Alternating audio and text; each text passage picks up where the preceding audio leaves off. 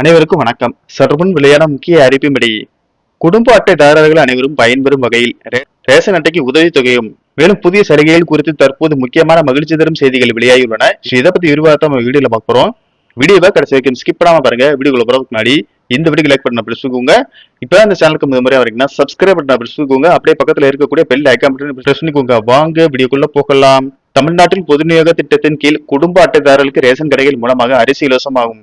தூரம்பருப்பு, சீனி, கோதுமை, சமையல் எண்ணெய் உள்ளிட்ட அத்தியாவசிய பொருட்கள் மலிவு விலையில் வழங்கப்பட்டு வருகிறது. இதனால் ஏழை எளிய மற்றும் நடுத்தர மக்கள் மிகவும் பயன்பெற்று வருகின்றனர். மேலும் தாய்மானவர் திட்டத்தின் கீழ் வயதான முதியோர்கள், மாற்றுத்திறனாளிகளின் வீடுகளுக்கு சென்று ரேஷன் பொருட்கள் வழங்கப்பட்டு வருகின்றன. மேலும் ரேஷன் கார்டு அடிப்படையில் மகளிர் உரிமைத்தொகை திட்டத்தின் கீழ் தகுதியுள்ள குடும்பத் தலைவியின் வங்கிக் கணக்கில் மாதம் ரூபாய் 1000 வரவு வைக்கப்பட்டு வருகிறது. மேலும் ரேஷன் கடைகளில் தீபாவளி மற்றும் பொங்கல் பண்டிகை முன்னிட்டு அனைத்து குடும்ப அட்டைதாரர்களுக்கும் பண்டிகைக்கு தேவையான அத்தியாவசிய பொருட்கள் மற்றும் ரொக்கப்பணம் வழங்கப்பட்டு வருகிறது.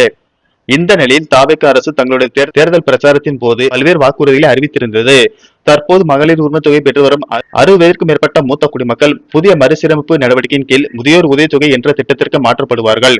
இதனால் இதுவரையில் ரூபாய் 1000 பெற்று வந்த அவர்களுக்கு மாதம் ரூபாய் 3000 வழங்கப்படும். அதற்கான கணக்கெடுக்கும் பணிகள் நடைபெற்று வருகின்றன. வருகிற தமிழக பட்ஜெட் கூட்டத்தொடரில் 21 வயது முதல் 60 வயதிற்குட்பட்ட பெண்களுக்கு 2500 ரூபாயும், 60 வயதிற்கு மேற்பட்ட பெண்களுக்கு 3000 ரூபாயும் வழங்குவதற்கான அறிவிப்பு வெளியாகும் என்று கூறப்படுகிறது. அடுத்த அறிவிப்பாக தமிழக அரசு ரேஷன் கடைகளில் புதிய மாற்றங்கள் கொண்டுவர பல்வேறு அதிரடி நடவடிக்கைகளை எடுத்து வருகிறது. அதாவது சர்க்கரை, தூரம் பருப்பு மட்டுமின்றி ரேஷன் அரிசி உள்ளிட்ட அனைத்து பொருட்களையுமே பாதுகாப்பான முறையில் பாக்கெட்டுகளாக மாற்றி வழங்க அரசு முடிவு செய்துள்ளது. இதன் மூலம் தரம் குறைவு, எடை குறைப்பு உள்ளிட்ட பிரச்சனைகள் தீரும் என அதிகாரிகள் தெரிவித்துள்ளனர்.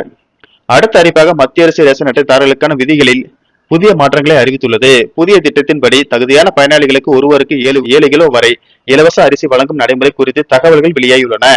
மேலும் ரேஷன் தொடர்பான சரிபார்ப்பு மற்றும் ஆவண புதுப்பிப்பு உள்ளிட்ட பணிகளை ஜூலை 13ஆம் தேதிக்குள் நிறைவு செய்ய வேண்டுமென அறிவுறுத்தப்பட்டுள்ளது. புதிய விதிகளால் பயனாளிகள் தங்களது விவரங்களை உரிய காலக்கெடுவுக்குள் புதுப்பிக்க வேண்டியது அவசியமாகி உள்ளது.